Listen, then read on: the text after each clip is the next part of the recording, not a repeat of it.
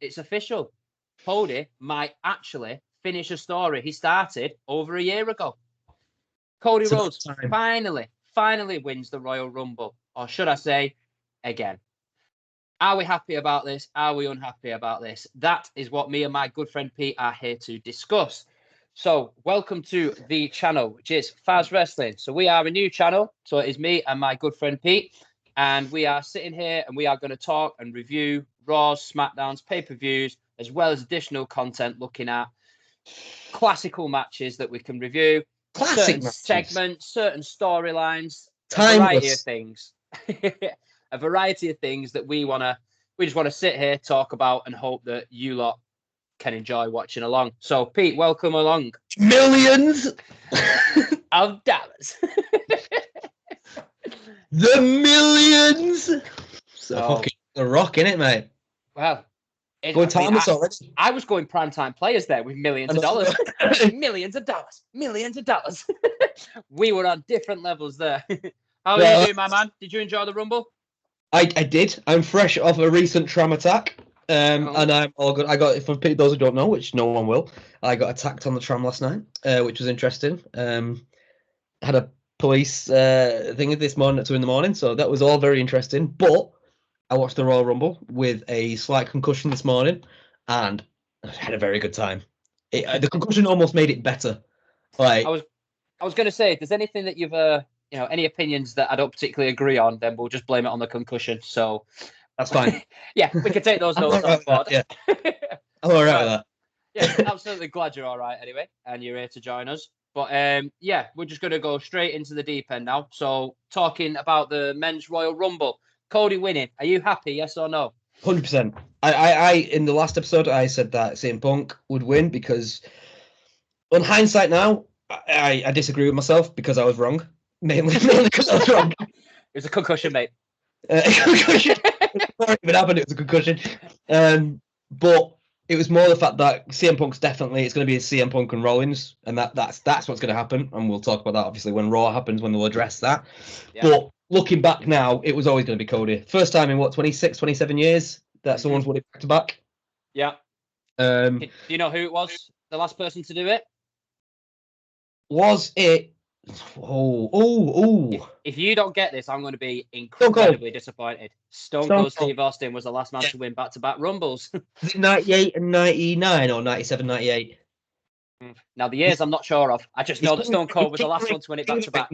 With his famous, obviously we did it last time, his famous quote, you quote your Bible, you thump your Bible, you quote your John 3:16, Austin 3:16, I just whooped your ass.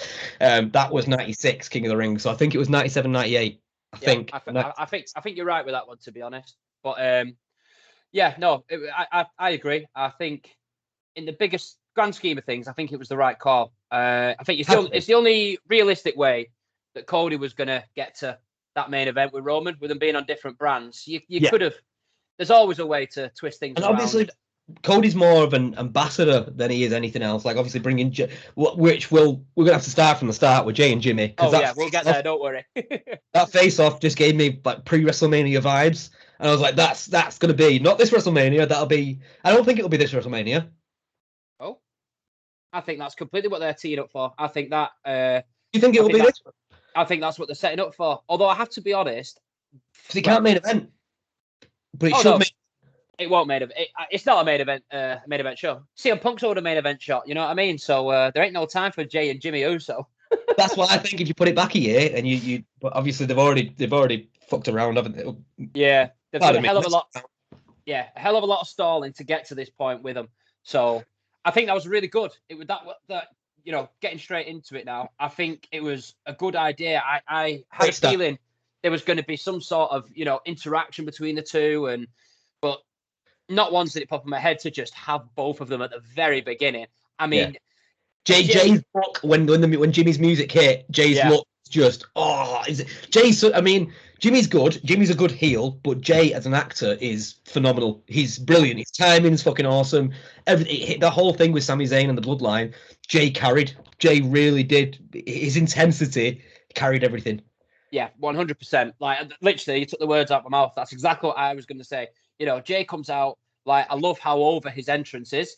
The fact that, you know, when he goes on the turnbuckle, starts doing his thing, and everyone's like, I love it. I think it's superb. Like, you know, when you go back a few months when it was him splitting, and I thought to myself, he is main event Jey Uso. I was like, but is he actually going to be main event Jey Uso? Yeah. He's up there though. I don't think he's top of the card, top of the bill, but I definitely think he's in that upper mid card without a doubt. But you've got to remember, he's just gone from obviously the tag team success that they had. How long did they carry the belts for? 2.5, 3 years, something like that. I think it was less than that, but there's something like 16, 17 time tag team champions or something like that. It's bonkers, but to go from that to that, literally that being your personality, which is awesome. The fact that neither of them are referred to as Rikishi's son, because yes, they've actually got the fact that the second generation that is. But yeah, that was probably the best way to start the Rumble. I think it was immense. And can I just say really quickly, I know as we'll go through it, but 4 of your 5 that you suggested were the top 4. Well, you know, I mean, it's good. It's this because the previous one, this is where the little confession comes in. So we did actually record a prediction show. However, we did that lasted about 2.5 hours. So when it came to the editing side of things, I spent yesterday, so that would have been Saturday during the day, so the morning of the pay-per-view, trying to edit and get everything sorted. And lo and behold, after about 3.5 hours, completed everything, and the file decided to corrupt, and it was either smashing the laptop to pieces or walking away, and I had to just call it a day. It will eventually be out on the interweb at some point. Yeah, at some point, but it was near impossible to get that ready again before the actual event took place. Okay, triumphant effort though, Kieran. If I say so myself, it was a great effort by you. It's all just all new beginnings. You know what I mean? So learning curve. Exactly, a learning curve. That's the phrase I was looking for. But yeah, so obviously you'll hear us a few times referring to what we spoke about. So that will be referring to the podcast that we did prior. So the question we asked each other was who's, you know, in the top 5 or the last 5. You know. So I said before you go, because obviously mine was wrong. I said the top 5. We had a wild card prediction about who would return, and neither of us said Omos, which I can't believe we didn't really get because he's not been in it for what, like 6 months, 7 month. There was more hope out of anything that he wasn't there. I didn't even want to utter his name because for a 7'3" man, he's awful. He's awful. Well, that's why. Okay, so basically in my wildcard I suggested Brock Lesnar coming back, and I said that Brock Lesnar would be in the top 5 alongside Drew McIntyre. I think I said Jey Uso, and then I said obviously CM Punk and Cody. Whereas you said Drew, CM Punk, Cody, Gunter. Yeah. And you said one more. Do you remember who's your 5th one in the top 5? God, I can't remember. No. Do you know what? I don't even think I actually said a 5th one. I think we started talking about Gunther that much that I never actually said a 5th. So I think I ended at that. That's what. Can I just go off on this tangent? That's why Brock Lesnar is such a fascinating fucking athlete, because he's 6'2", 6'3". He's 300 pounds, and his athleticism, like that moonsault, that forward front moonsault that he does. Like he nearly broke his neck when he was fighting against Angle. But if you've seen the original grainy footage of him doing one when he's a young wrestler, he lands it perfect every time. There's a clip of, it's not Bobby Lashley, it is, oh god, I can't remember who it is, but it was Shelton Benjamin. Yeah. Brock says, "Oh, I can do that. The shooting star press." Because I can do that. Press, that's the one. And everyone's like, "It's the first day he's there, and they're all trading in the ring, just messing about." And they go, "No, you can't." He's like, "Yeah, I can." So he does it, gets up once, does it again, and they go, and he lands it perfect. And the thing about Brock is, he said, he always lands it in the center of the ring.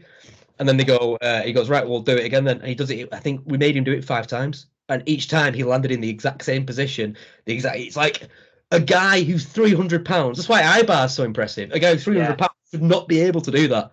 No, that's it. It's more. I think it's funnier, like when you look at, well, say Lesnar's most recent run, you couldn't ever imagine him having that in his arsenal. You know what I mean? Like you look at his figure, how he wrestles, like he's just pure muscle, pure power. You know, never mind doing a maneuver like that. But so obviously it opened with Jey and Jimmy. I agree with you. Jimmy's facials, Jimmy's look. Sorry, excuse me, Jay's, when Jimmy's music hit, was phenomenal. Yeah. Like I even heard the introduction. I'm like, who's that? And then you literally look, and I was like, oh shit, yeah, because you never hear Jimmy's. No, because you never hear his music.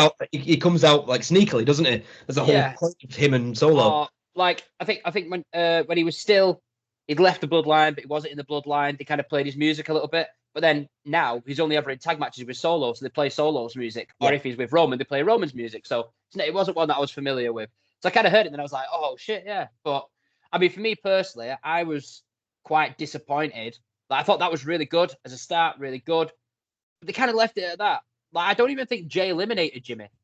Like, No, that is perfect for leading that on, because you know that there's a purpose now. Jimmy wants him because Jay's eliminated him. Like, there wasn't really any exchanges apart from that. So it makes me eliminated. So Jimmy was out by, I can't remember who was out by, but Gunter was eliminated Jay. Through, but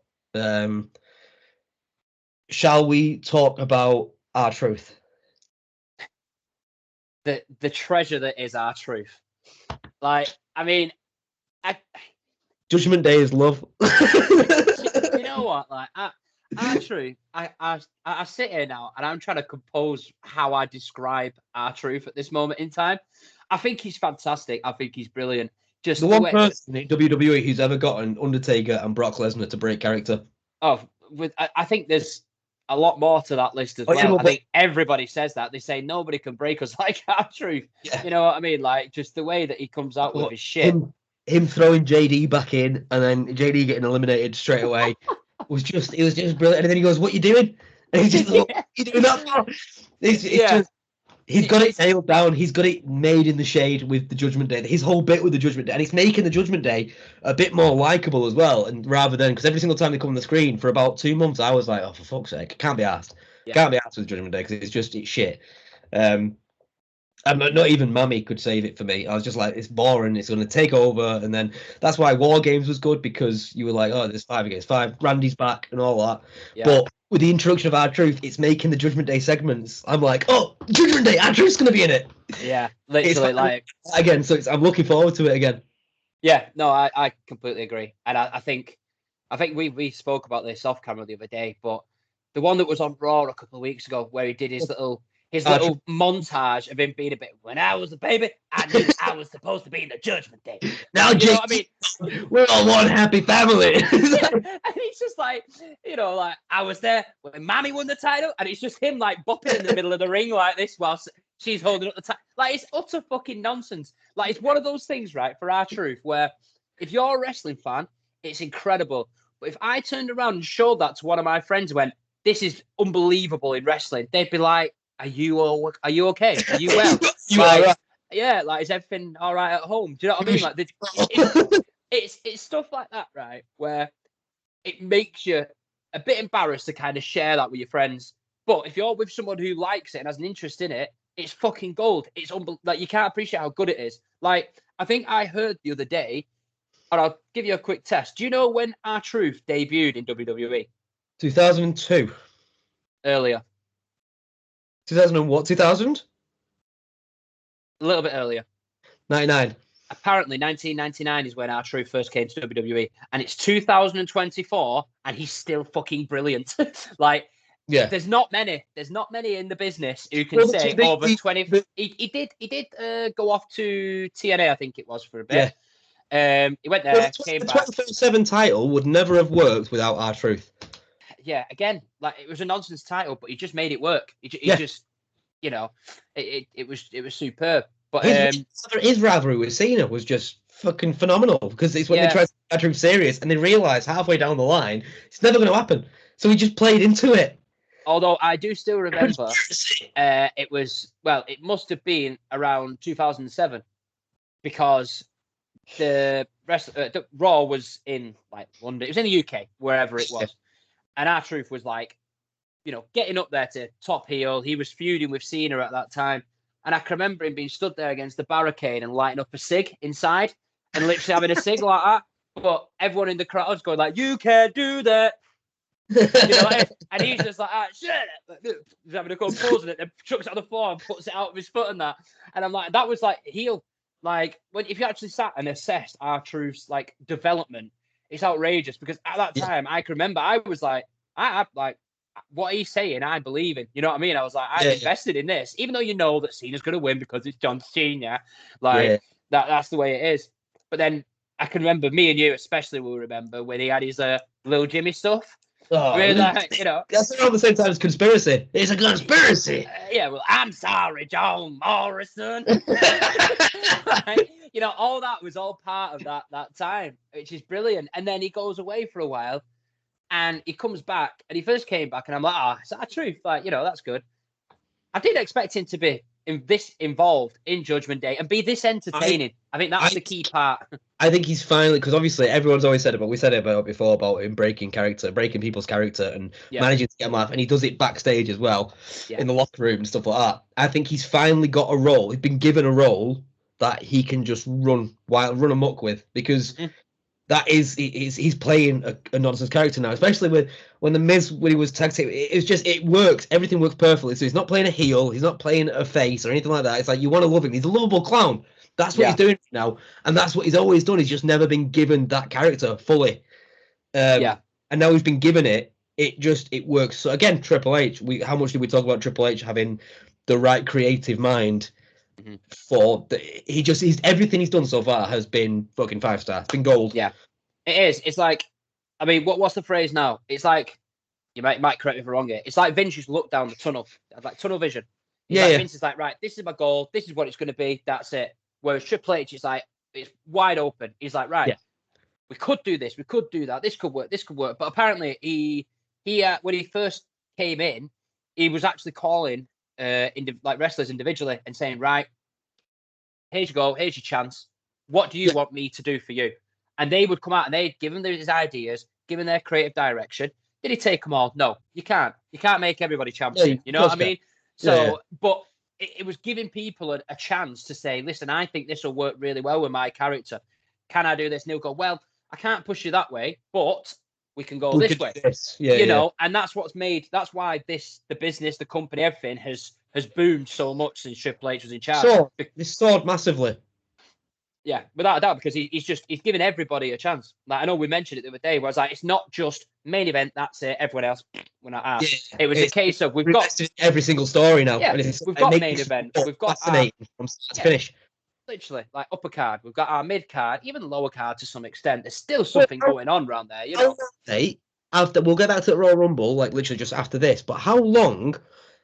So you had, for a while, you had the Hardys, the Dudleys, Edge and Christian. How long of a gap was it when no one, I'm not going to say this like objectively or subjectively, it's literally, I'm not going to say it's subjective, it's an objective opinion. How long was tags boring for? They were shit. They paid no mind to the tags for about 10-15 years. Again, the same game is, after that generation of superstars, can you name me any tag team champions between that time? I've got one in my head and it's random as hell. I would say Too Cool, but they were during the same era. So yeah, exactly, where tag belts mattered. Yeah. No. Have you got?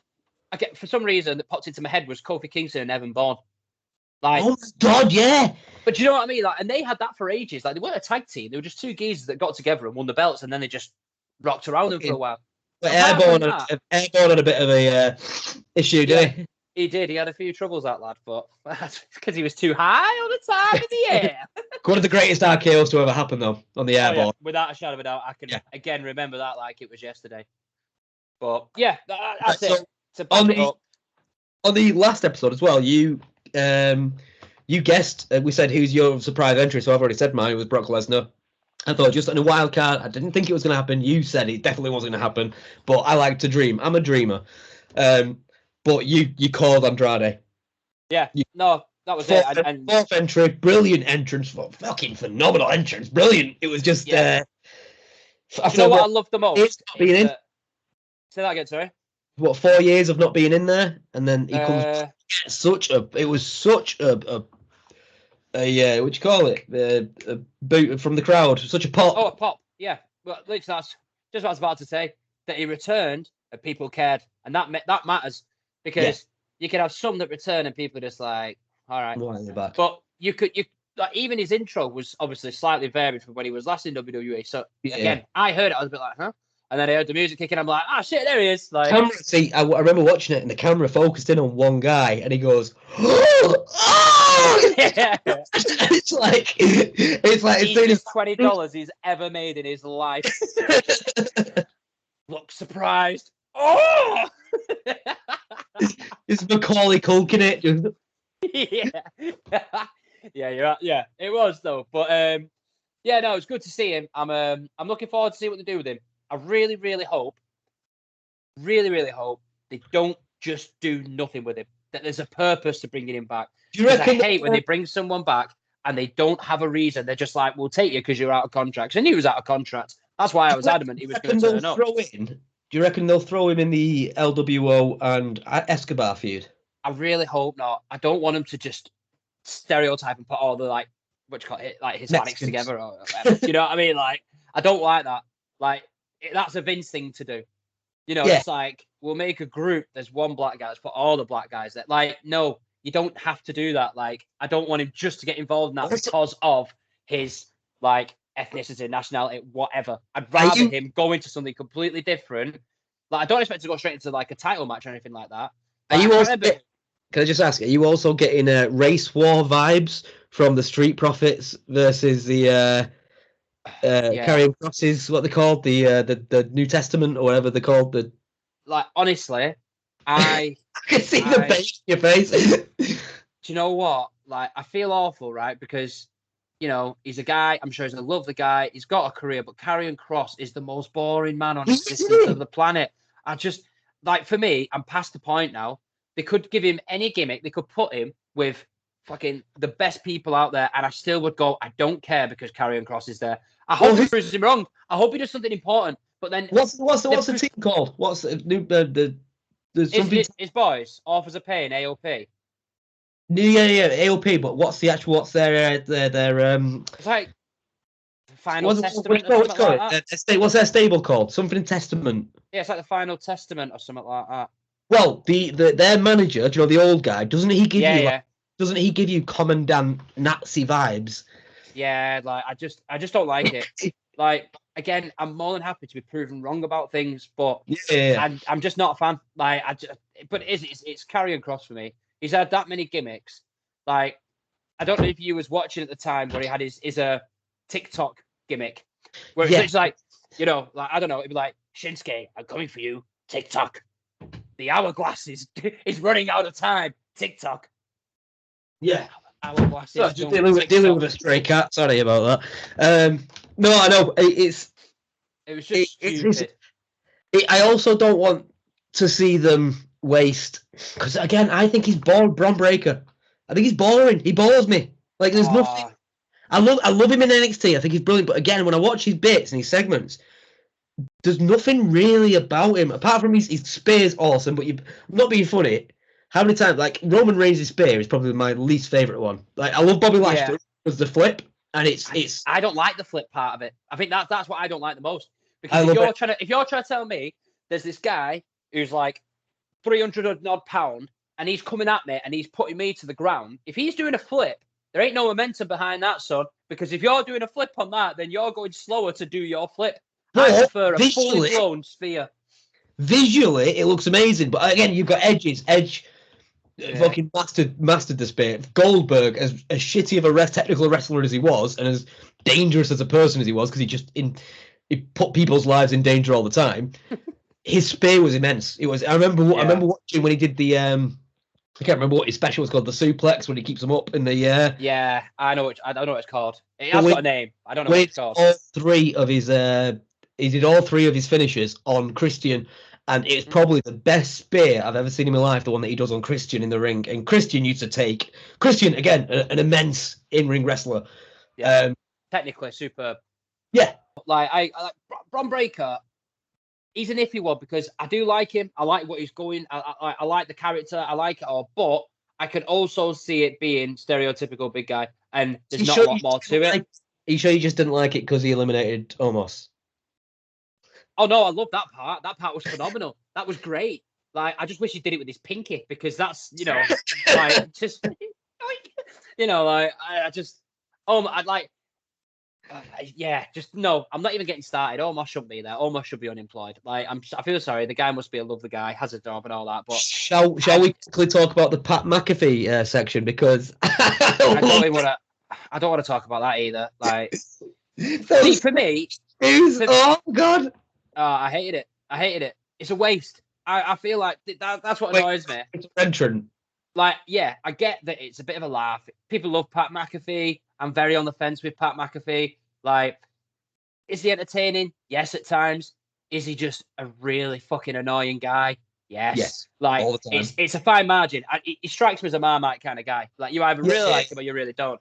Like, there's times where, I can get on board. Like, even back in the day, like with the Shinsuke stuff, we started doing it again. We used to always go fucking nuts for Shinsuke. That used to make me laugh. I enjoyed that. But when he's just screaming over the top and this, that, and the other, I just think, nah, not for me, that part.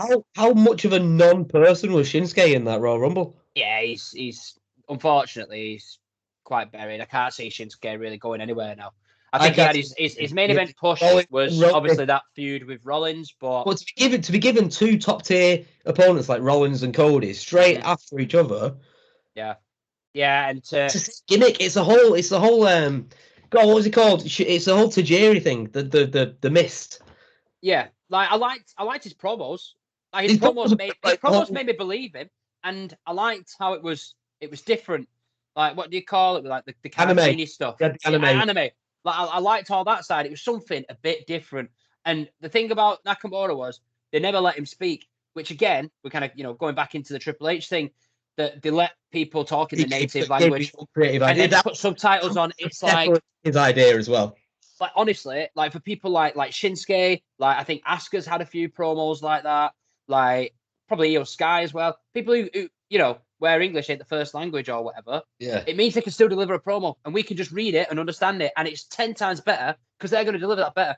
If you ask me to deliver something in fucking German, then it's probably not going to be as intense as it would be in English. You know what I mean? Like, it's heck, Kieran, I'm not too sure. It was like, the final have a conversation. That means I have a headache, by the way, for you non-German speakers. Saptica mango balm. It's juicy mango tree. Oh yeah, that's what I like to hear. Pistol Pete coming out you. Back. Coming in your ear. Oh, fucking brilliant.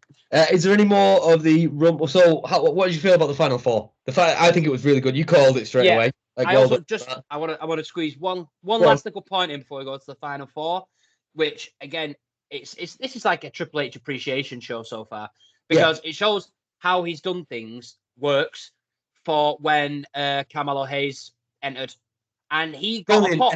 He got a pop. People cheered. He came. His music hit, and people went, "Fucking yes, get in there," because they knew who he was and they wanted to see him. And that's how you work and you progress someone from NXT to the roster. You don't just go, in NXT. Vince will go, right, change everything that worked in NXT. Here you go, main roster. And then they go, what am I supposed to do? Plus, he was finally given the shout camera. He's a fucking brilliant wrestler. He's superb. He's so good. Like, if you compare him, that's where I was going before. If you compare him with Bron Breakker looks very, very bland. Carmelo, you can see there's a character. That's what I'm saying. NXT, that's why there was face, there was heel. He can wrestle, more importantly. He can cut a promo. Yeah. He looks the real deal. And that's your difference between him and a Bron Breakker. And they've not, do you know what they've not done? To go on what we were talking about before, they've not just thrown him with the Street Profits. Yes. Which I expected them to. That was rumoured for quite a while that he was going to jump in there. That we're going to, Bobby was going to. I'm sure there was a couple of segments where he was talking to Carmelo or something along those lines. Something was giving us the tease that he might. But the fact that he's gone his own is brilliant. Like, really, really good. Good character development. And actually, what's the word? It's like nurturing him into the main roster. Is the right way to describe it? Like, I think that has done so well for Carmelo. But yeah, to be honest, I was quite surprised to see Carmelo to see Bron Breakker in there. I really was. I was like, he was good and he delivered perfectly. There was no botches. There was no. I hate that fucking term botch because that implies that something was done wrong. But anyway, he was. Yeah, it was good, and him and almost, and then the at the end of it when he got almost over the top, that was brilliant. Yeah, again, just that spot. His character just bores me. Just the whole, Yeah. But anyway, so the final four. Yeah, let's move on. Let's move on to that final four, because that's what we're talking about, really. I mean, we could drop as far as to the final five and just have a little minute or two on Sami Zayn returning, mate, which is good. Gutted that he didn't get further. Who eliminated Sami Zayn? Was it Drew? I think it might have been Punk. Punk did a double elimination, I'm sure. Because I can just distinctly remember him hanging off like the middle rope at one point. And shot us off a double. Oh, it might have been Drew that actually.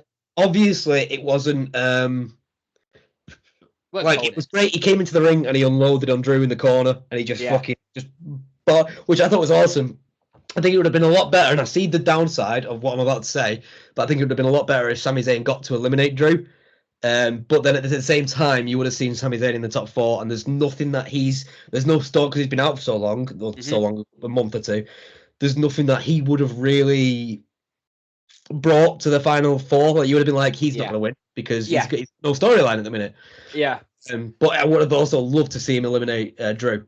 Yeah. But I think that's Drew's next step is him and Sami Zayn again. Yeah, possibly.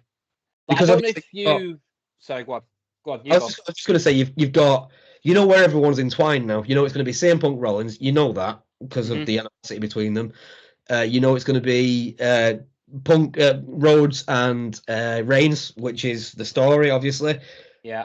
And then he was Gunther. Gunther was obviously he's vying for the heavyweight, isn't he, from Rollins? Mm-hmm. But I think they're gonna focus on his IC match at WrestleMania. So I couldn't. You can't really. You knew it was going to be those two in the last two. You just knew it was. Yeah. If I could, I would have bet my life savings on it being Punk and Rhodes as the last two. But I was going to say, I don't know if you watched. I don't know if you're like me watching the Rumble, but when you get to like 8, well, probably won't have been as many as 8, but like 7 or 6 left, you watch and you go, right, you're getting eliminated. Like Ricochet, I'm like, Ricochet is getting eliminated next because they're can't know chance he's going to be there. That 5.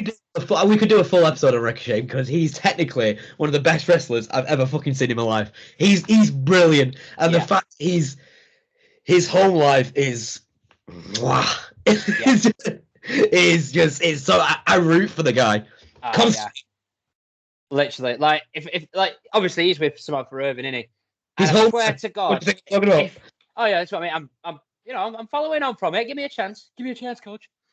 But like every time I walk in the house from like being at work or whatever, I'd be like, honey, I'm home.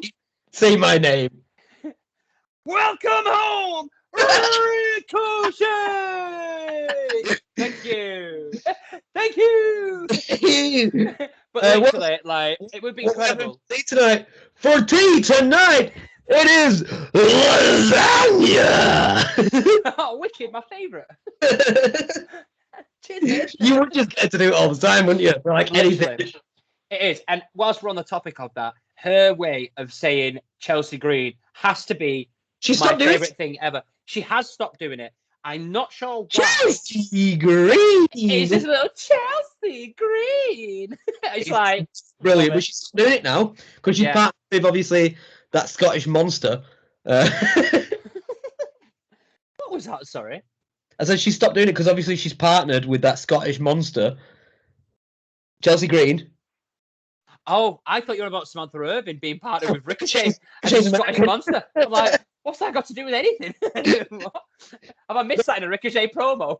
Ever since I think it was like 2 times after. It was ever since they won the tag titles.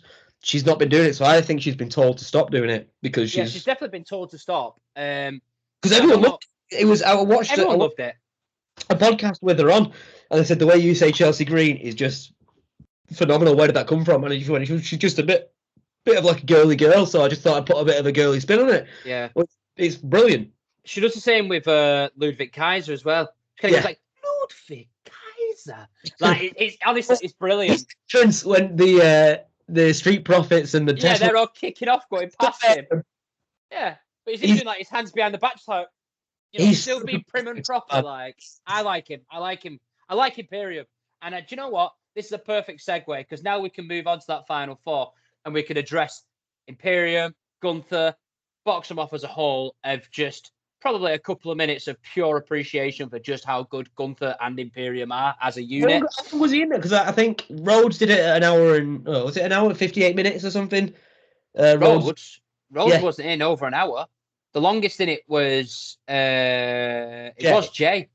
But there was because I also liked they did that in this year. I don't know if they've done it in previous Rumbles, but they showed times of how long individuals have been in. Yeah. I really, really like that touch. Something so small, so simple, yet so effective. Because I sit there and I go, fucking hell, yeah, Jey Uso's still in it. 55 minutes, he's doing fucking all right. This, maybe, you know what I mean? I think Gunther was in the longest. I think.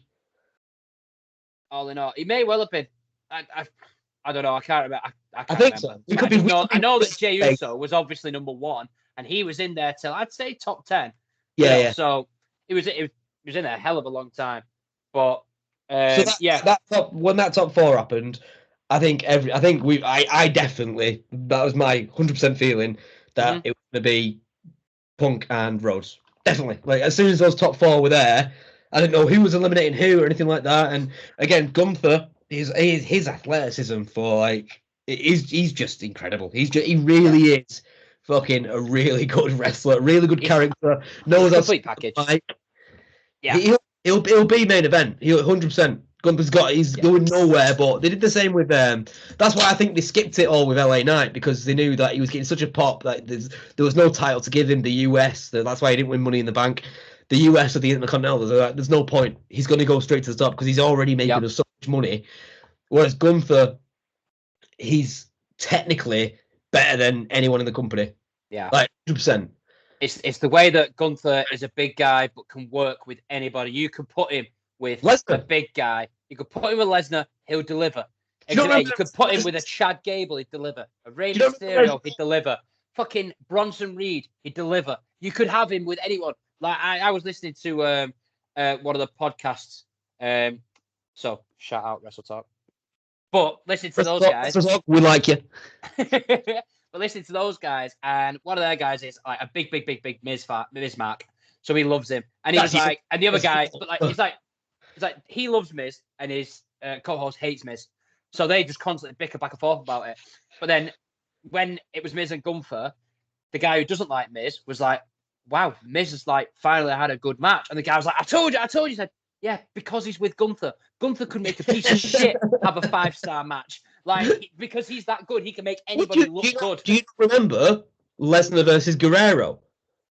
And how missed they were? Guerrero beat him for the title when Guerrero finally won the title. Yeah. Lesnar, big, huge guy, he could wrestle anyone because he adapted to the way that they wrestled. Yeah, and made it work. And put him over. Not take anything away from Guerrero because obviously my boy. Yep. But rip in peace. But yeah, Lesnar is he reminds me of a Lesnar. He's just so athletic and he reminds me first of all of Ringmaster, by the way. That was Stone Cold. We were talking Ringmaster. Yeah, and he's the Ring General. Yeah. He's Ringmaster General, but he was we were talking on the last one about Stone Cold and about what his name was before. It was after Stunning Steve, but before Stone Cold Steve Austin. Yeah. And he was a ringmaster because he was Ted DiBiase's main man, and he was just he didn't speak, didn't do anything, didn't have his goatee, just freshly shaved bald, and then he was just perfect in ring. And it was only since his injury with when Owen Hart botched the Tombstone. That he fucked up his neck and he couldn't do stuff anymore. He never really recovered after that, did he? Well, he didn't. That's what he obviously retired on.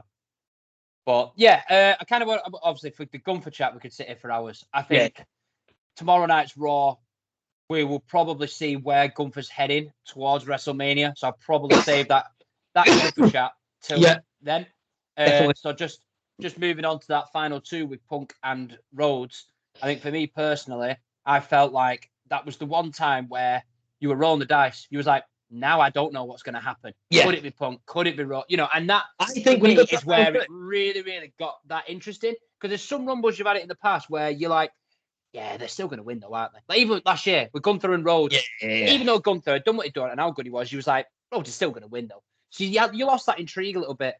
But it's been a number of years when you've had the final two there, and you're like, shit, any one of these could win, to be honest. Do you know what's really funny? When he got to the final two, I was like, oh, Rhodes is winning. And my prediction was Punk. Yeah, and my prediction was Punk, and I thought if it was Punk and anyone else, it would have been Punk, obviously. But obviously, that's why I think they lost into the final two.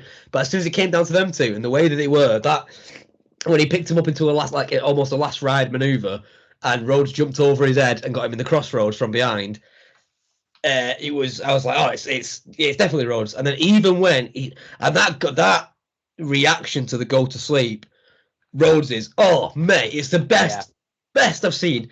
Yeah, a really good sell. Flat out. And it was just, his reaction of it was just fucking awesome. It was just perfect. Like, I've seen people, because obviously it's a weird move because you've got to throw them off onto their feet and they've got to hit your knee in such a right way. Mm-hmm. Without actually knocking themselves out. Yeah, John Cena used to do it where you could see him completely miss his knee or put his head in between his hand and Punk's knee, and it was fucked. But that one was like, because it's a move that can go wrong. But that whole thing was perfect. And then doing the pedigree. Oh, can we have that? What? Yeah, and the fact that he did it right. Yeah, like you said, he did it, and then it was when he was still, I think, on his knees. Yeah, and that famous CM Punk smirk emerged on his face, and everyone went, "Oh!" Like, I don't think everybody got it. I don't think everybody understood how much of a fucking ball shot that was. You know what I mean? Like, he just did it, and then until that smirk came, and I was like, "Oh shit, he's bugging Triple H off." It's like, oh, you know what I mean? Like, and you could see people react to it because they then cottoned on to why he did it. I'm sure he made a couple of verbal digs as well, didn't he, towards the commentary table or something like that.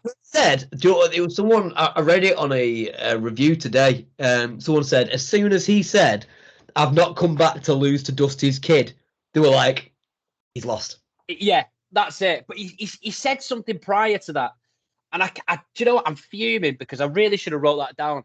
But I'm sure it was after that pedigree, and it was some sort of dig. And I remember I heard it and I was like, ooh, that's spicy. You know, it's Punk though, isn't it? You know, you just like check you out sort of it. You know what I mean? But I mean, I don't know if you'll agree or disagree. I think he looks past it, me. I think he looks old, like he's really I watched him and Rhodes, right? And I was watching when Rhodes would do moves to him or he'd have moves done on him by Punk. He still looked fine. Punk would do a move on Rhodes and he looked gassed. He looked knackered. That's what I'm saying. I thought, you're not selling it to me. I'm sure that, sorry to interrupt, I'm sure that smile was supposed to be a lot longer, but it was brief as fuck because he was going... Yeah, you were absolutely fucking bollocks, that lad was. Yeah. But, yeah, no, I think all in all, go on. To kind of round it off, all in all, the story's going to be finished. And it was right. It was the right time. It was a right call for Rhodes to win. And that, oh mate, I know we say this every time. We used to talk about, me and you used to talk about Rollins and his obviously theme song when everyone joins in. But when Cody won and his theme was playing and it was just it was probably the best I've seen since that Royal Rumble match with Rollins when he had his when he had his torn pec. Yeah, that was the best time of the best one because everyone does it every single match that he's in, but the pop that it got, mate, it was just brilliant. And I knew, do you know what? Another thing, really quickly, I knew Punk was going to lose as soon as he pointed at the sign because he said it was almost like because he said it's going to be me pointing at that sign, and he did it before the match was over. And I was like, right, you've done it now. You've lost. I was like, 100%, you've done. Yeah. It is. It's little tells like that. Like when you've been watching it as long as we have. You know when something like that gets said, certain actions, certain things, you're like, yeah, well, that's the end of that. But yeah, I think we're both in agreement there. I think it was the right call. Looking forward to. I think the build-up's not going to be great, but I think the payoff is going to be great because they'll then realise that they should have done it 12 months earlier. But I'm not even going to get into that. I wouldn't even put it. Obviously, we'll talk about this after the Monday because we've got like half an hour left and that's it. But I wouldn't even put it past Solo and Jimmy coming out and helping, and then I wouldn't put it past fucking maybe not AJ because AJ they're trying to put on a heel, which is good because I don't like AJ anyway. But Randy Orton coming out and helping Rhodes at WrestleMania, and because obviously it's Randy Orton and Rhodes, and and even possibly LA Knight coming out and staving off the bloodline, keeping them busy, whilst Rhodes finishes the job in ring. Yeah, I'm sure we'll touch on that when we start talking about the good old fatal four-way. To the next one, to the quick one, the US title. Yes, so the US title. I'll be honest, I was catching up on this at about 5:30 this morning, and I wasn't totally with it. So I don't know if you want to take the lead on this. Well, I was concussed, mate. So. Yeah, I suppose we're both as bad as each other. Yeah, I'm glad it was. It's because it was boring. It was. See, Logan Paul is known for his brilliant spots. We've talked about his spots, and like in detail, just in conversation between us two. But there was nothing spectacular in that match. There's a couple of things. Oh, there was the Logan when he was on the corner, and he goes, "You said no man can suplex Kevin Owens. Well, watch me." And then Kevin Owens, I don't know how a man that size of his stature did what he did, but he reversed it and then suplexed Paul. That was a brilliant spot. That was awesome. Yeah. Sorry to interrupt. That spot in itself, that's probably my favorite KO move. I can remember when he debuted in the main roster against Cena, and I can remember pulling that move off, and I'm just like, no one does that. Like, no one else can do that. And you look at Kevin Owens and you're like, you shouldn't do that. But you do, because you're that good. Because you're that good at what you do. Like, you pull that off as if it's bam, bam, bam. And also, just to touch on before, when we said about, when someone says something, which means you're not doing it. So the minute Logan Paul goes, hey, you said I can't suplex him. Watch me, or superplex him. Watch me. That means you're not going to superplex him because you've just jinxed it. Well, what I was going to say was the reason why I love Kevin Owens so much, and I was late on the bandwagon to the KO show, I really was. But what I love about him is he is every single wrestler that everyone designed in SmackDown 2 Know Your Role on PSP. Because he does the Swan Tom, he does the 5-star front splash, he does Stone Cold Stunner, he does the pop-up powerbomb, he does all these classic moves, and he's what you designed. I remember my special was a Stone Cold Stunner, but my just a normal side move where you do square and across, where you've got 4 different moves: square and up, square and across the other way, square and down. But all of them were specials. Like everyone was a special. So every move you were doing, every match you were in, you're phenomenal. And that is who Kevin Owens is. It is to a T. It's just is as he's developed. It's just kind of like, I'm just gonna borrow that move. That move, and then he just add it to his arsenal. So his arsenal is fucking insane. Like it's like you said, well, he's he has because that's what you want in someone.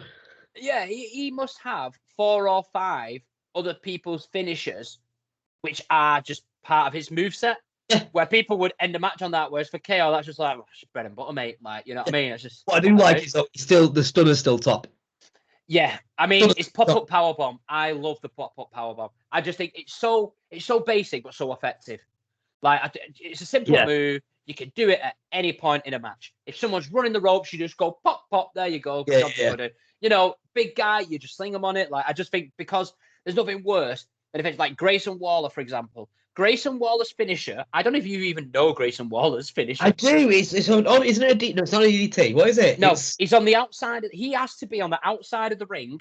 He goes and dives through the bottom rope, does a roly-poly, and then and then does a stunner.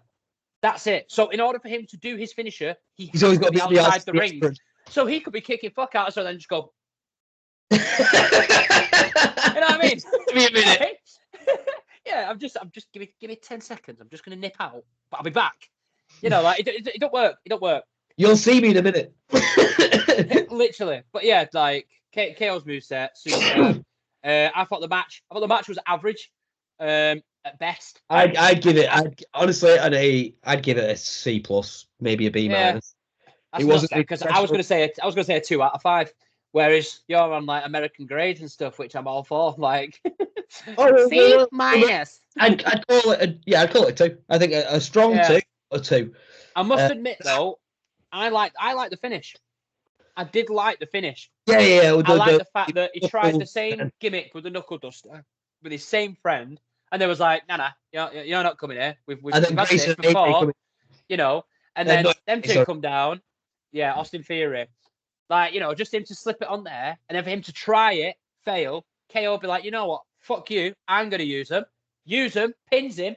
And I think what was also really effective about that finish was the camera work, because the camera work was filmed, so you couldn't see the ref. The ref was doing the 1, 2, and all you see is the ref pop up behind like Kevin Owen, but looking perfectly at his hand where you could see the knuckle. Like the camera work was perfect, so that if you was in the crowd, you would be there going, "Why the fuck's he just stopped?" But to be fair, the camera work, it made it so clear. Is the ref in ring work more less the camera work? I reckon it is, but let's get on to the next point, which is I'll be honest, the second most exciting part of the night, the Women's Rumble. I enjoyed it. Jade Cargill. How did we not brush upon this last time? Yeah, you were right. We rang each other. You rang me earlier. We were talking. I think I rang you because I'm a needy like that. But you said this Royal Rumble was built for Jade Cargill, and 100%. Her and Bianca's stare down. Mwah, it was phenomenal. When they were both holding, they both had someone up on the shoulders, dropped them, and then stared at each other. Yeah. Oh, it was fucking brilliant. Jade Cargill is gonna go fucking far. Oh yeah, I was watching the Rumble. I didn't even give a shit about Becky. I couldn't care less. I was watching Jade Cargill. Yeah. Becky didn't need the Rumble. Like Jade Cargill needed it because I don't know if you remember, but when they first signed her, every Raw, every SmackDown, we've got Jade Cargill, we've got Jade Cargill. Like they're banging the drum like fucking loud as they could, and then nothing, and then they left it for a little bit. So the rumors are, or from what I've heard, is that she's not quite the finished article yet. So she still needs a fair bit of work, but they don't want to put her in NXT because she's too good. Once you've fixed the tweaks, once you've got those little wrongs right. She's too much of a name.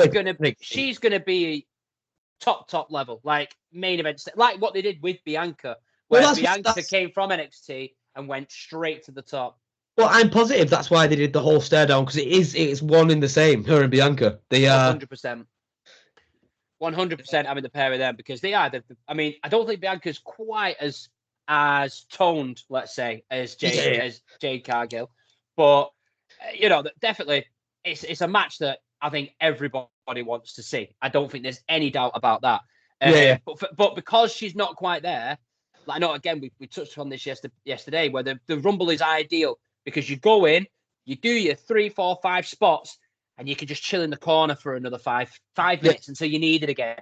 You can hide in a Rumble. And for someone who's not quite there yet, it's perfect. Because you can do what you need to do. People are going, shit, she's pretty fucking impressive. Hides for a bit. Oh, here's Bianca. Do the little spot.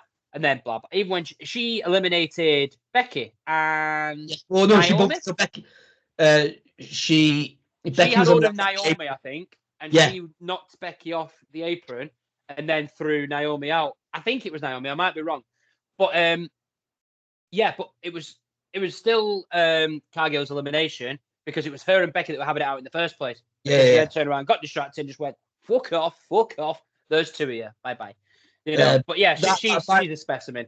The final 3 as well: Bayley, Jade Cargill, and what's she called? Liv Morgan. Liv Morgan popped. Her pop was massive. It was. I was surprised by that. A lot bigger than expected. I was going to say a lot bigger than expected. 100%. But she was brilliant. How much of a person? I've never known anyone to look so much like fucking another person in entertainment. But she is Harley Quinn. That's a lot of the gimmick. A lot of the gimmick is very focused on that. There were certain periods of time where she was literally, the hair was the same cut. Blue and red. They went a bit overkill on it. But she was good. That return was good. I enjoyed that. And then those final I still feel like it should have been, I don't know, because obviously they nailed the Bianca and Jade spot. But I would have thought that it would have been Bianca, Jade, and either Bianca or Becky, Jade Cargill, and Bayley. But we knew Bayley would win. We knew it because it's all coming down to damage control, and it frees up Rhea's spot, so she's not going to challenge Rhea. Like we'll go into this obviously when we watch Raw and we film this on Tuesday, or whatever. But she's not going to challenge Rhea. She's going to get Io Sky's championship. That's where it's all going. 100%. I mean, for me personally, I was quite surprised that the Kabuki Warriors got eliminated very, very early on. Very quickly, yeah. I'm unsure whether something went wrong there because obviously Kairi Sane, obviously she put like her feet on like the Titantron on the side, Yes, with the LED board, and I think she just I don't know whether that was intentional or whether she fucked it up.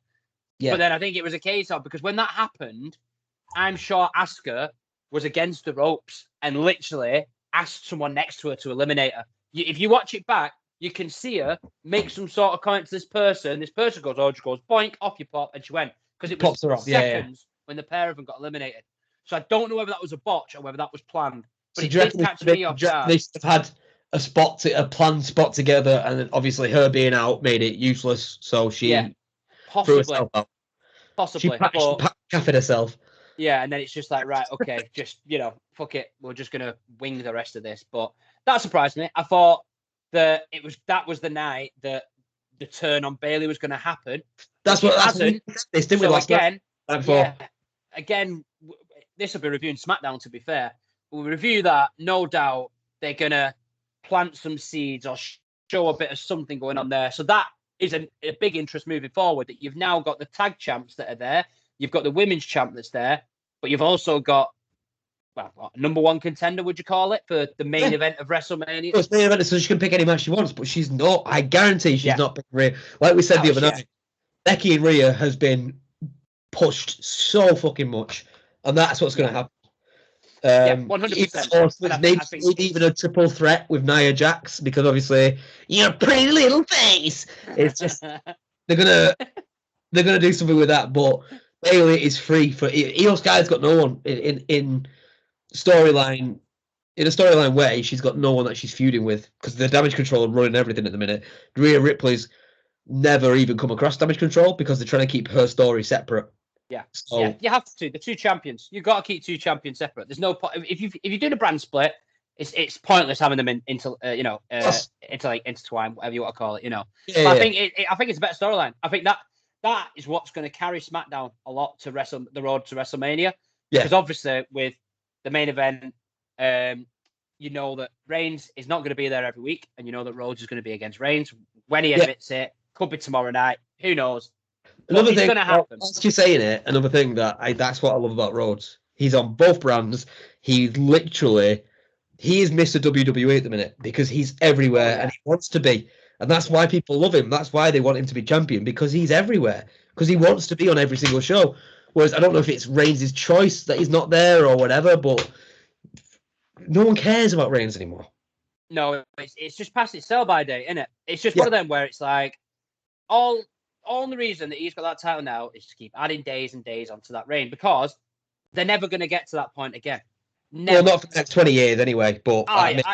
obviously, we can't see that far ahead, but I will be amazed if they're going to be able to, get that sort of run again. They may well do, but it's unlikely. So they're trying to get as much out of it as they can. Understandably so. COVID determined all of that. The only reason his length is so long is because COVID happened and they had no one in seats, no asses in seats or anything like that. And we could go into that again, but let's not. Let's go in to the Fatal 4-Way. If you're happy, so the female Royal Rumble, Bayley winning, are you happy with that? Yeah, I'm happy with that. Yeah, like I said, I think that's going to carry SmackDown. I mean, that was the point where I was getting to. Again, with Logan Paul, he's not there every week. So there's only one championship. Well, technically, they've got the tag belts now. So that should hopefully add a bit more interest there. Yeah. But it's the internal implosion, isn't it? That's what everyone's going to look forward to now. So that's what will carry that. That's what carried the Bloodline story for a while. So I think the same for there. I think it's good. I think it's the right choice. I literally wouldn't pick anyone else to win it. Bear in mind, a lot of SmackDown, a lot of the views for SmackDown have been because of...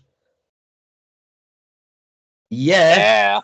I know it's an audio. We do film this, but at the same time, I appreciate people may listen to it.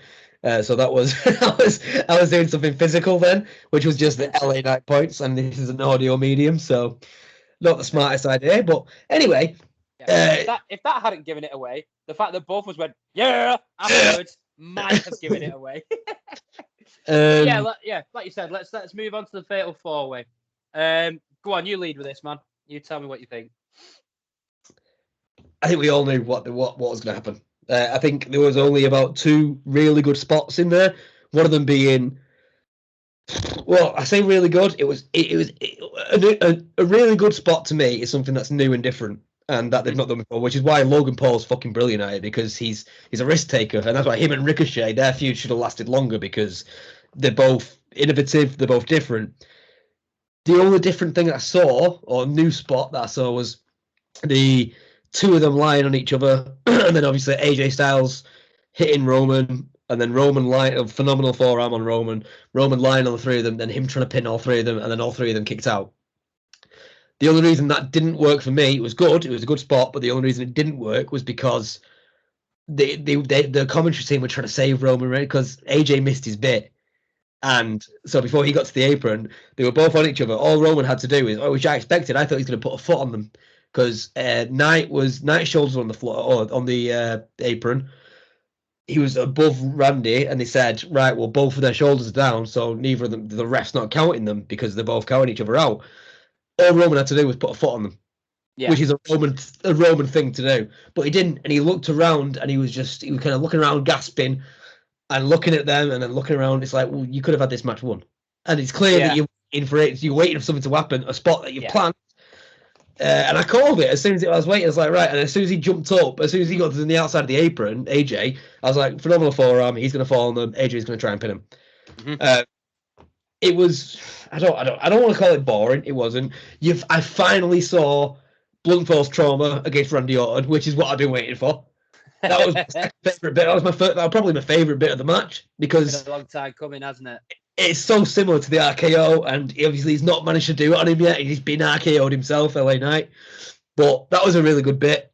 Yeah. But at the end of the day, how invested can you be in a match when you already know the outcome? Yeah. Yeah, I totally agree. To go to your point for that bit where, it was Reigns pinning all 3 of them. Yeah. I thought that was quite clever, because Styles pinning all 3 of them. Because obviously there was the triple threat with Reigns, Edge, and Bryan. Yeah. And Reigns said, "I'm gonna smash them. I'm gonna stack them. I'll beat you all in one. I'll do all that." And I caught up on SmackDown on Saturday morning. Yeah. And there was a promo between the 3 of them, obviously excluding Reigns, where Knight comes out. He's like, I'll smash you. I'll smash you. I'll stack you. I'll stack you. And they kept referencing the smash them, the stack them, the smash them, the stack. Yeah. Constant references on that. So the fact that they did that, I quite liked, because then it's like, they were whispering about this a day ago. They were saying, I'm going to do this, I'm going to do that. But someone actually did do that. They didn't win, but at least it's kind of connecting the dots. You know what I mean? Yeah.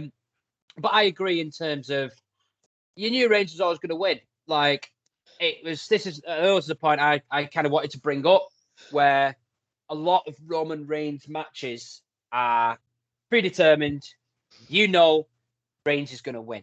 There's only a handful that I could probably think of off the top of my head where I actually went into it thinking he might lose it here. Jey Uso. One of those tribal match weren't Jey Uso for me. It was one of those was Drew McIntyre at Clash at the Castle. I genuinely, hand on heart, at that time thought Drew was going to beat him in his hometown of Cardiff, Wales. So I thought he was going to win. Scottish Warrior. Hey, did you not hear the commentary say that all the time?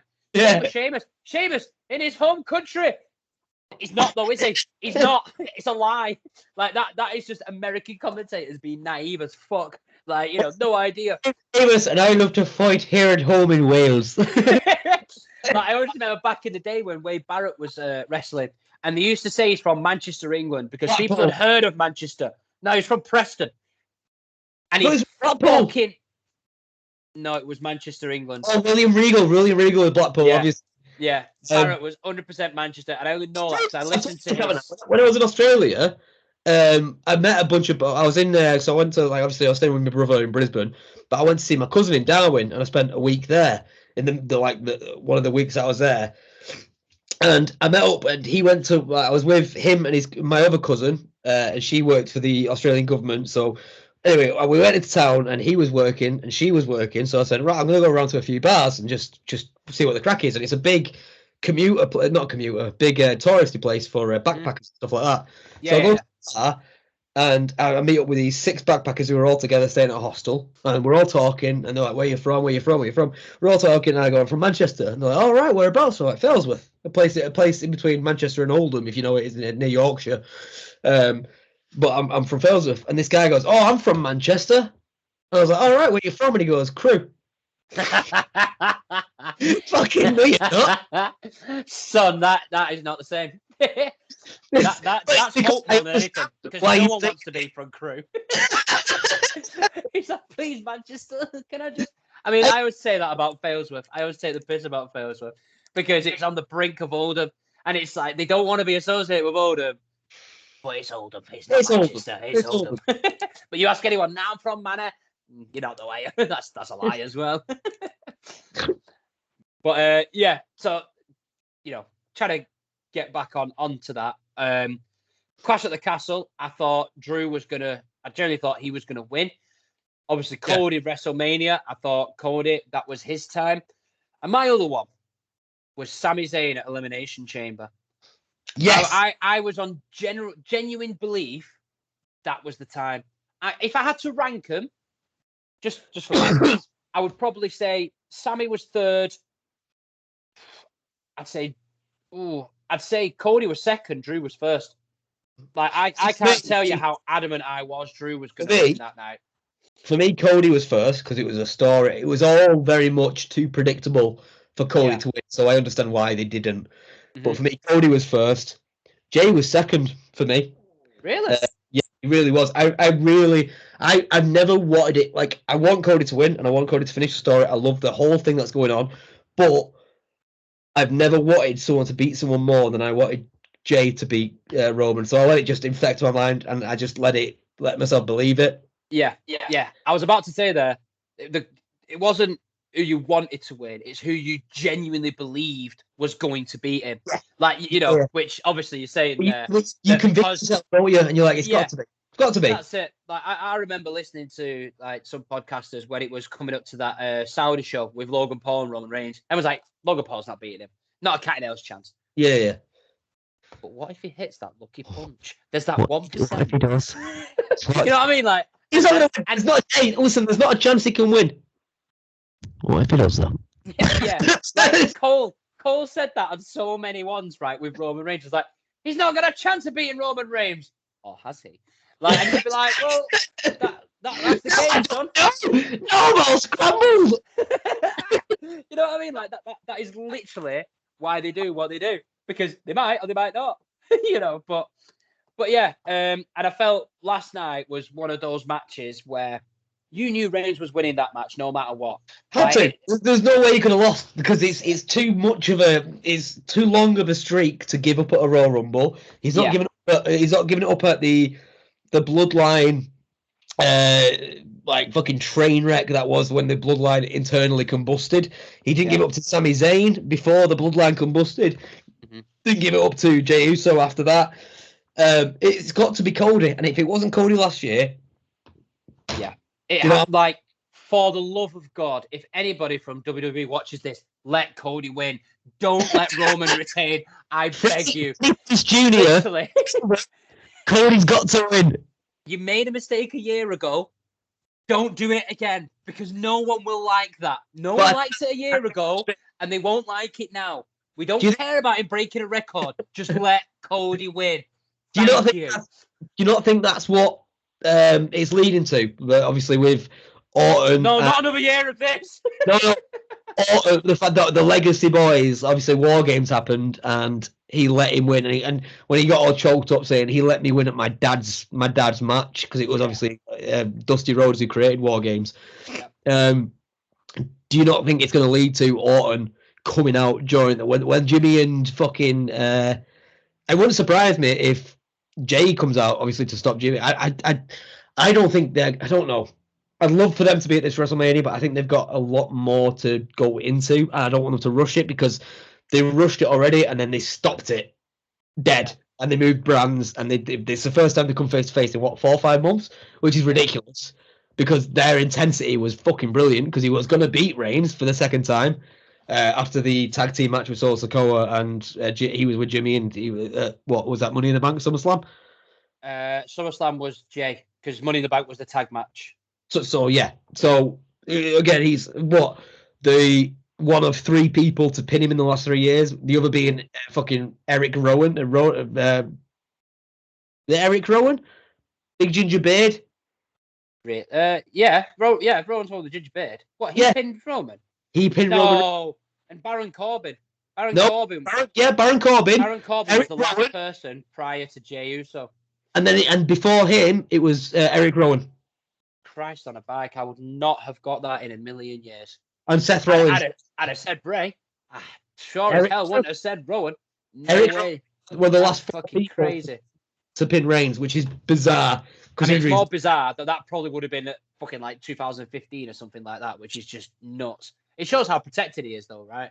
I was very surprised at the placement of it.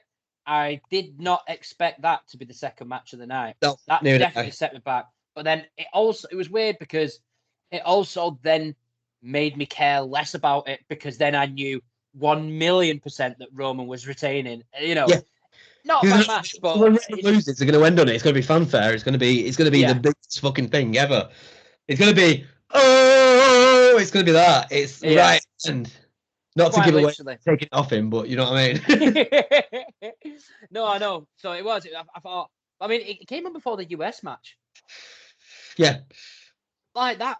That really baffled me. I was adamant that it was opening with the women's, then the US, then it was a toss-up between the two. But that was also because I thought I didn't think it was going to happen, but that little niggling part of me kept saying, I think Rock's going to make an appearance.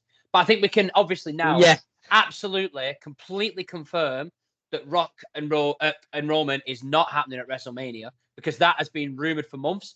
I think Cody winning the Rumble, it's done. Like that is set in stone. It sounds very definitive, and obviously you can't do that with wrestling because things change with the slightest thing, and they don't like people knowing. That's the main thing, especially because people bet on it, and it's already decided thing before the match even starts. But Cody's winning at WrestleMania, like that. Yeah. It's a given. Yeah, and I think they know that, and it will tell you what we'll do.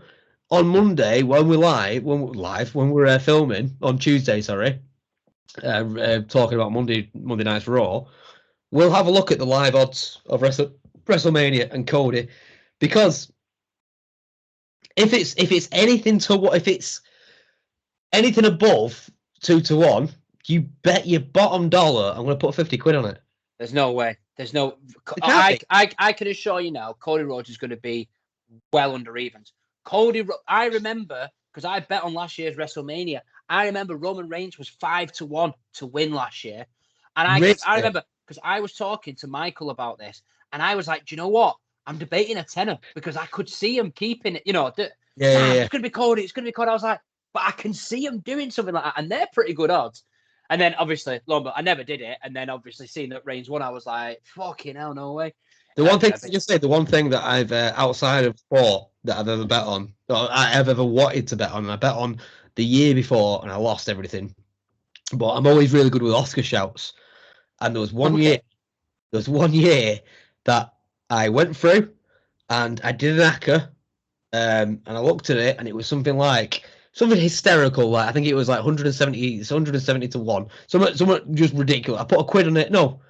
It wasn't. If it was an ACCA, no, it was an ACCA. I put a quid on it, and it would have been, I think, 3.5 grand, or 3.6, I think it was, and that was 8 categories out of the 15 that they have the Oscars.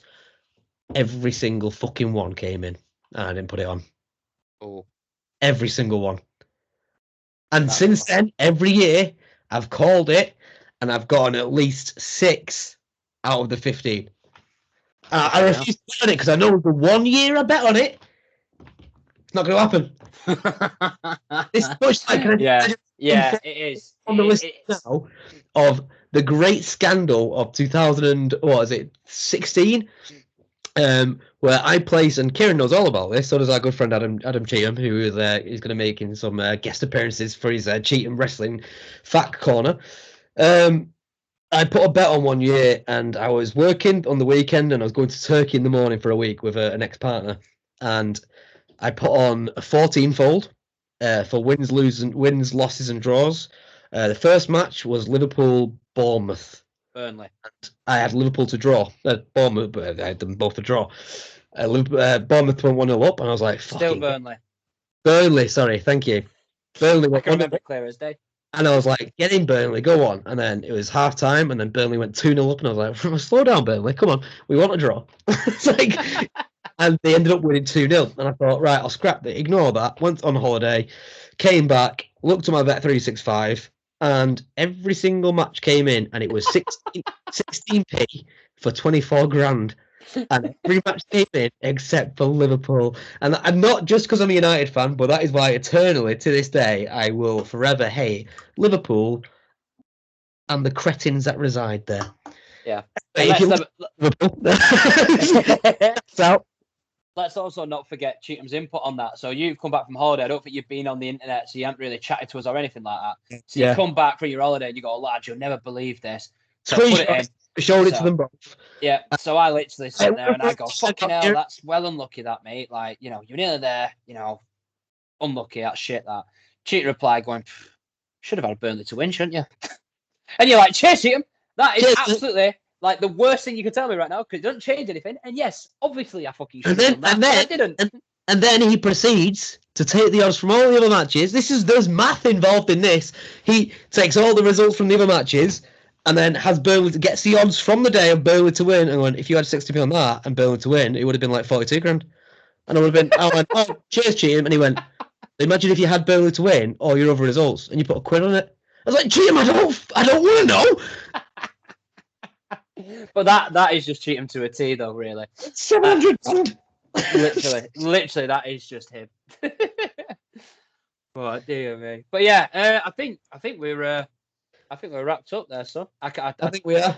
I can't think of anything else. But yeah, literally reviewing that. We'll be back Tuesday to review Monday Night Raw. And like I said, we're new. We're just starting up, so we're just trying to get Raws and SmackDowns under our belts to start off with. But we do want to. What we were talking about before, we do want to. Review at least a classic match every week, just mainly for new listeners, just to see if you like our intake, you like our input, you like what we say and what we don't, and you like our us as people, and you like listening to us chatting shit to each other, because we enjoy doing this anyway. Like, exactly. Because we can have no listeners whatsoever, but as long as we're just here having a chat and doing something with it, then that's absolutely fine. But yeah, we'll look to wrap it up. Have you got any last words, any last thoughts you want to pop in before we sign out? Do you know what? No. Right, well, that's absolutely fine then. So yeah, so thanks for everyone for listening. I've got nothing more than that. Yeah, thanks for listening. If you can give us some sort of like, comment, subscribe, share, anything like that, just to try and get us out there and get the old algorithm it'd be very appreciated, but again, it would be appreciated. This is we do this because we like talking to it. We like this. We like talk. We like doing it. So if we manage to get people listening to it and people happy, smiling, listening to us on the way to work or whatever, being assaulted on a tram. Hopefully not that. We don't want that. We don't want somebody getting the shit kicked out of them on a tram and then go, well, these guys' podcast really cheered me up, so that was great. Ow. If you've got you, Pete. Coming in your ears as you're being beat up, then that's at least you're smiling. So that is certainly one way of looking at it. But yeah, take care, man. I will speak to you Tuesday. I will see you Tuesday, my friend. Yeah. So